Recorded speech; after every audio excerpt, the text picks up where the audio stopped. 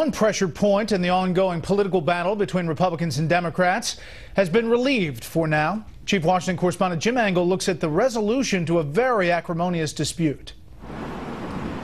The National Labor Relations Board dropped a lawsuit against aircraft giant Boeing today over its plan to open a new plant in South Carolina, a right-to-work state, meaning workers don't have to join a union. The NLRB filed suit after the unions at Boeing headquarters in Washington state insisted on it in what many considered to be a novel argument. This is a complete legal innovation. The board has never before attempted to assert jurisdiction over newly built plants. The board just simply doesn't have the power to do that. Boeing is fortunate it has more demand for its 787 Dreamliner than it can meet. Repeated strikes by union workers at its plants in Washington state were complicating increased production, though, so it decided to expand by building another plant in South Carolina, which did not threaten union jobs at the main plants.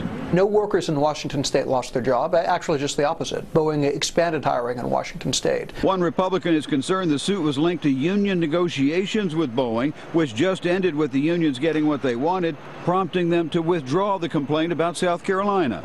No company should have to negotiate, satisfy their union in order to not have the NLRB using the full weight and expense of the taxpayers against them. President Obama had little to say about today's developments. Glad people are going to be working. His spokesman didn't go much further, saying only that the NLRB is an independent board. As he has said previously, the president thinks labor and management should find ways to work together to preserve and create jobs, and he is, glad they have reached a resolution here. Today, Boeing said it's grateful for the support it got to, quote, vigorously contest this complaint and support the legitimate rights of businesses to make business decisions.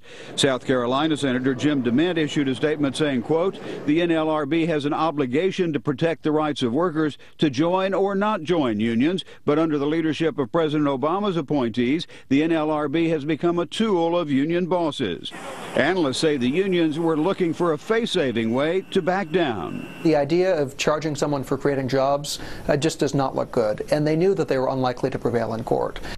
One Republican called the suit nothing more than a shameless campaign to bully an American employer, saying the NLRB should protect the rights of workers, not bolster the bargaining position of unions. Several lawmakers are now calling for an investigation into what they call collaboration between the NLRB and the unions. Brett. Jim, thank you. Another of our Fox News polls found